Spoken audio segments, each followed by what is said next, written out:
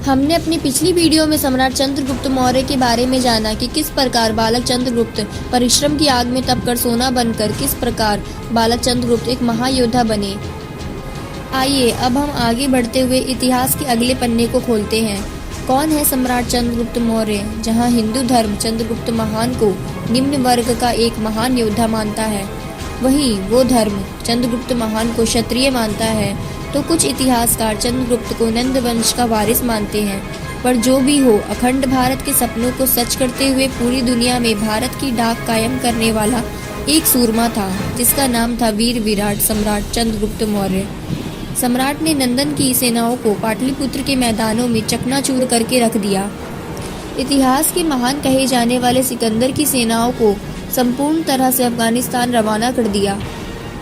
सिकंदर के सेनापति सेल्यूकस पर धाम दम दावों के साथ अपनी जीत के झंडे बुलंद किए और इसे 2 बार बंदी भी बनाया। ईरान, फारस से लेकर पूर्वी बंगाल और कश्मीर से लेकर कर्नाटक तक के महान साम्राज्य के अधिपति सम्राट चंद्रगुप्त मौर्य कलिंग और तमिल को छोड़कर संपूर्ण अखंड भारत के निर्माता थे।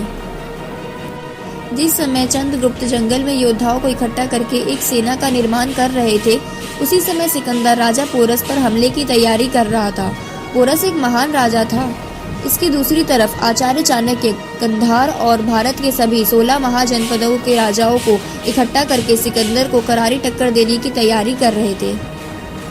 चाणक्य ने सभी 16 महाजनपदों के राजाओं को अखंड भारत की अखंड सेना के निर्माण की योजना बताई, पर यह योजना सफल नहीं हो पाई, जिसके बाद सिकंदर और राजा पोरस के बीच एक महाभयानक युद्ध हुआ, जिसे दुनिया ने बैटल ऑफ हाइंड स्पेंस के नाम से जाना।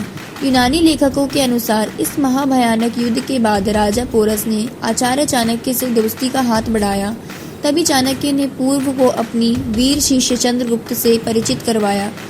ईसा के जन्म के 323 साल पहले सिकंदर की मृत्यु हो गई, पर इस समय तक हिंदू, गंधार, ईरान और पंजाब के कई बड़े हिस्सों पर सिकंदर के सेनापतियों का कब्जा था और इसी मौके के इंतजार में बैठे चंद्रगुप्त मौर्य अपनी छोटी सी सेना के साथ पंजाब के यूनानी सैनिकों पर धावा बोलना शुरू कर दिया। कहा जाता है कि चंद्रगुप्त ने इन यूनानियों पर लगातार हमले करने शुरू कर दिए, जिसके बाद यूनानियों ने पंजाब के इलाके को खाली कर दिया। इसी के बाद संपूर्ण पंजाब पर चंद्रगुप्त मौर्य का शासन स्थापित हो गया। इतिहास में इस घटना को चंद्र राज्यरोहण के नाम से जाना जाता है। पंजाब को जीतकर चंद्रगुप्त मौर्य पंजाब के राजा बन चुके थे और चाणक्य प्रधानमंत्री बन चुके थे। यही अपनी पहली जीत के बाद चाणक्य ने अखंड भारत का बिगुल फूंका और इसी के साथ वीर विराट चंद्रगुप्त मौर्य ने पंजाब में एक शक्तिशाली सेना स्थापित की। इसी महासेना के साथ 322 ईसा पूर्व चंद्रगुप्त मौर्य ने मगध की राजधानी पाटलिपुत्र पर हमला कर दिया। इस महायुद्ध ने नंद वंश के राजा धनानंद का वध कर दिया गया। इसी के साथ वीर विराट चंद्रगुप्त मौर्य ने संपूर्ण पाटलिपुत्र पर अपनी विजय प्राप्त की। यहीं से मौर्य वंश की शुरुआत के साथ चंद्रगुप्त मौर्य का राज अभिषेक किया गया। इसी के साथ चंद्रगुप्त ने पूर्व से पश्चिम और उत्तर से दक्षिण में अपनी कई सैनिक अभियान भेजे और इन्हीं लगातार जीतों के बाद मौर्य साम्राज्य लगातार फैलता जा रहा था। वहीं चंद्रगुप्त अब सम्राट चंद्रगुप्त मौर्य बन चुके थे। इसी समय सीरिया के साथ सेल्यूकस निकेटर को समाचार मिला कि एक 26 साल के लड़के ने पंजाब को जीतकर यूनान के राज्य को तहस नहस कर डाला और संपूर्ण राज्य पर अपना अधिकार कर लिया। इसी हमले के जवाब में साल 305 ईसा पूर्व सेल्यूकस ने चंद्रगुप्त मौर्य पर हमला कर दिया। इसी हमले में चंद्रगुप्त मौर्य ने सेल्यूकस की सेनाओं पर ताबड़तोड़ धावा बोला। सेल्यूकस कुछ समझ नहीं पाया कि आखिर हो क्या रहा है। सेल्यूकस की सेनाओं को सम्राट की सेना ने चारों तरफ से घेर लिया। मौत रूपी चंद्रगुप्त महान निकेटर के सामने खड़ा था। तभी सेल्यूकस ने चंद्रगुप्त महान के सामने अपनी हार स्वीकार की और संधि की। इस संधि के तहत सेल्यूकस ने सम्राट चंद्रगुप्त को बलूचिस्तान, हैरत, कंदर और काबुल राज्यों का राजा घोषित कर दिया।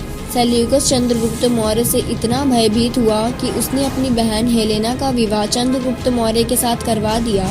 दूसरी तरफ वीर चंद्रगुप्त ने भी सेल्यूकस को उपहार में 500 हाथी दिए। सम्राट द्वारा यह चारों राज्य का शासन जीत लेने के बाद सम्राट चंद्रगुप्त एक विशाल साम्राज्य के सम्राट बन चुके थे।